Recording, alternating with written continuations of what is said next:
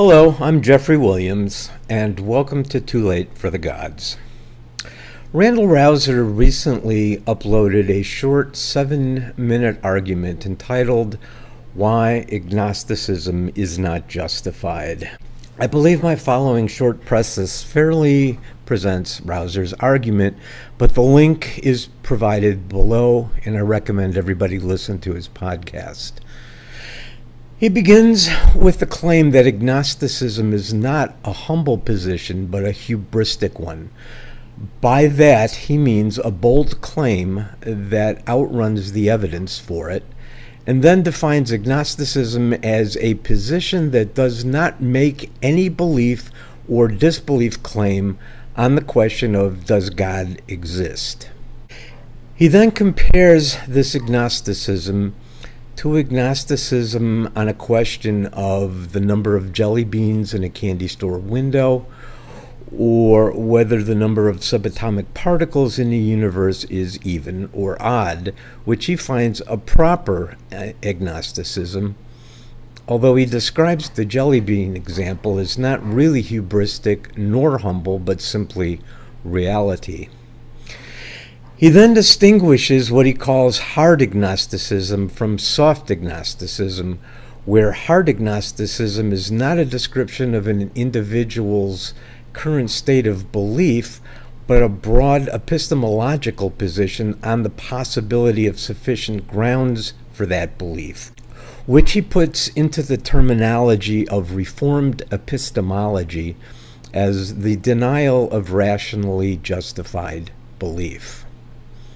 Randal tells us he would be a hard agnostic on the question of jelly beans or even an odd number of subatomic particles in the universe, since no human has access to that information, but claims the proposition that nobody can know if a God exists is of another sort.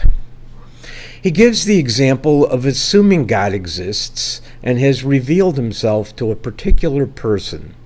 It seems to Randal that the person would be rational in believing that God exists on the basis of that experience, and that for us to deny that claim, we would require exhaustive knowledge of the witness's experiences and mental states. He then concludes that because there are just too many potential grounds both for and against God's existence, it is hubristic to reject the claim of the witness. There are a number of problems with this argument, but I'll just quickly highlight a few of the most important. First, his argument is not, as advertised, why agnosticism is not justified, but rather why a certain type of agnosticism, which makes a general epistemological claim, is not justified. It remains possible for there to be agnostics who make no claim beyond their own personal judgment because they personally have insufficient evidence. This is a typical fault among contemporary Christian apologists who start out claiming to disprove far more than they actually address in order to give the impression they have disproved an entire category, usually atheism as a whole, but in this case agnosticism. Second, and most importantly, is the broader epistemological question of the possibility of knowing if God exists. As my good Twitter friend Florida Line pointed out to me, Rauser's examples conflate questions within the physical realm with metaphysical questions and assertions which are epistemologically of different categories. The number of jelly beans in the jar concerns objective, observable entities. Without counting, we cannot know that number, but there is no question that the jelly beans exist and total one specific number. Things get murkier with metaphysical assertions, such as God exists. This God is not directly available for inspection as the jelly beans are. That somebody would claim he saw God is not reproducible to the rest of us, and therefore lacks sufficient grounds as evidence. The person could be lying, or confused, or hallucinatory. It is common to experience something eerie and attribute some or other explanation to the cause. It could be God or demons, or just a runaway imagination, or simply a psychotic episode. It has no evidentiary value to anyone other than the person who experienced it, and false interpretations of experience are common. Anyone familiar with court proceedings knows the unreliability of eyewitnesses. Rauser is an advocate of Reformed epistemology developed by Alvin Plantinga and some others, which attempts to weaken requirements for properly basic beliefs that can serve as premises and formal arguments, and the lowering of the standard of proof to mere reasonability.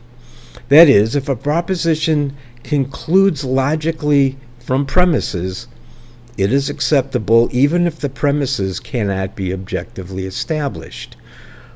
What we have here is an example of that attempt, the insistence that we take an eyewitness account to be as valid as an established objective fact, and then claim, since we accepted that premise, it is reasonable to conclude God and hubristic to deny the possibility of knowing the existence of this God.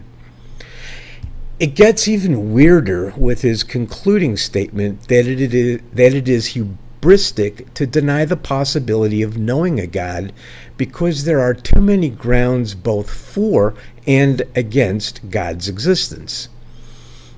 I would normally dispute the existence of grounds for God's existence, but even if we grant Rauser that last sentence, the abundance on both sides would itself be grounds for agnosticism as inconclusive. But in the end, this Reformed epistemology is mere evasion of the fact that it is impossible to prove the existence of a metaphysical being, which justifies the epistemic claim that it is impossible to know God's existence.